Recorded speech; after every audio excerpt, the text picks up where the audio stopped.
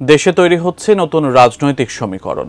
আগামী নির্বাচনের আগে বাংলাদেশ জামায়াতে ইসলামের নেতৃত্বে ঘনিষ্ঠতা বাড়ছে অন্যান্য ইসলামিক দলগুলোর। মতপার্থক্য ভুলে সম্পর্ক উন্নয়নের পদক্ষেপে হাঁটছে তারা। তবে কি নির্বাচনকে সামনে রেখে জোটবদ্ধ হতে যাচ্ছে ইসলামিক দলগুলো? বিস্তারিত জানাচ্ছেন আরিফ হাসান। ইসলামিক আমাদের সমমনা দলগুলোকে নিয়ে ঐক্য করার চেষ্টা আমরা করতেছি, অভ্যুত আছে। এখন সবাই অনুভব করছেন যে আগামীর দিনটা এক জালিমের হাত থেকে আরেক জালিমের হাতে যাওয়া উচিত। জাতীয় সংসদ নির্বাচনকে সামনে রেখে দেশজুড়ে রাজনৈতিক মিত্রতার নতুন সমীকরণ তৈরি হচ্ছে। এক সময়ের মিত্র বিএনপি ও জামায়াত ইসলামী পৃথকভাবে দুটি জোট গঠনের প্রক্রিয়া এগোচ্ছে। এর মধ্যে জামায়াতের উদ্যোগ ধর্মভিত্তিক দলগুলোর সঙ্গে ঘনিষ্ঠতা বাড়ানোর দিকে।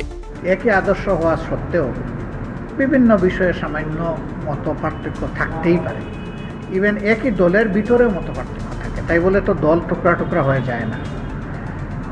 বাস্তবতার প্রয়োজনে সবাই যেহেতু ফিল করছেন, আমরাও ফিল করি। তবে সময় মতোই ইনশাল্লাহ আপনারা দেখতে পারবেন যে আমরা কোন পথে হাঁটি। এখন সবাই অনুভব করছেন যে আগামীর দিনটা এক জালিমের হাত থেকে আরেক জালিমের হাতে যাওয়া উচিত। নির্মাণ কাজেও আমি বেছে নেই CSRM TMT 500W, committed for better still। জামায়াতের বাইরে অন্যান্য বড় ইসলামপন্থী দলগুলোর মধ্যে রয়েছে ইসলামী আন্দোলন, খেলাফতে আন্দোলন, বাংলাদেশ খেলাফতে মজলিস, জমিয়তে উলামায়ে ইসলাম বাংলাদেশ, ইসলামী ঐক্যজোট, জাকের পার্টি, নিজামে ইসলাম পার্টি ও তরিকত ফেডারেশন। অতীতে ভোটের রাজনীতিতে বড় দলগুলো ইসলামপন্থী দলগুলোর সঙ্গে জোট করে সমীকরণ তৈরি করেছে। সম্প্রতি জামায়াত ও ইসলামী আন্দোলনের মধ্যে সম্পর্ক উন্নয়নের কিছু পদক্ষেপ দেখা গেছে। গত মঙ্গলবার বরিশালের চরমোনাইয়ে গিয়ে ইসলামী আন্দোলনের আমির সৈয়দ মোহাম্মদ রেজাউল করিমের সঙ্গে বৈঠক করেন জামায়াতে ইসলামের আমির ডক্টর শফিকুর রহমান। এটি ছিল দুই দলের মধ্যকার সম্পর্ক উন্নয়নের একটি তাৎপর্যপূর্ণ দিক। সুষ্ঠু নির্বাচনের জন্য যে সংস্কার প্রয়োজন সেইটা করে তারপরে নির্বাচন, একই কথা আমাদের, ভিন্ন কোনো কথা নাই। দীর্ঘদিনের আদর্শগত মতপার্থক্য থাকা সত্ত্বেও এমন আতিথেয়তা দল দুটির ভবিষ্যৎ রাজনীতিতে গুরুত্বপূর্ণ ভূমিকা রাখতে পারে বলে রাজনৈতিক বিশ্লেষকদের ধারণা।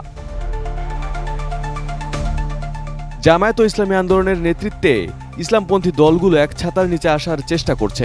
দলগুলোর দাবি একটি নির্বাচনী সমঝোতা বা জোট গঠনের প্রক্রিয়াও শুরু হয়েছে।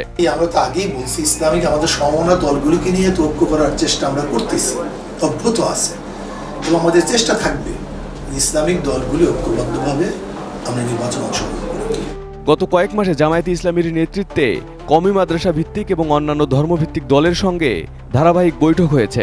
জানা গেছে মূলধারার 7টি ইসলামী দলের সঙ্গে দীর্ঘ আলোচনা করেছে জামায়াতে ইসলামী। পাশাপাশি অনিবন্ধিত দল এবং আওয়ামী শাসনামলে নির্যাতনের শিকার আলেমদের সঙ্গেও মতবিনিময় চলছে। গত 5 আগস্ট ছাত্র জনতার আন্দোলনের মাধ্যমে শেখ হাসিনা সরকার ক্ষমতাচ্যুত হওয়ার পর রাজনৈতিক অঙ্গনে জামায়াতের সক্রিয়তা বেড়েছে। বিশেষ করে ইসলামপন্থী দলগুলোর সঙ্গে ধারাবাহিক বৈঠকের মাধ্যমে তাদের একটি ইসলামিক জোট গঠনের প্রক্রিয়া স্পষ্ট হয়েছে।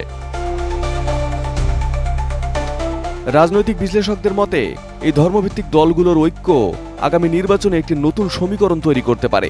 তবে এটি আদর্শিক জোট নাকি কেবল নির্বাচনী সমঝোতায় সীমাবদ্ধ থাকবে তা সময়ই বলে দেবে। Arif Hasan, ATN news.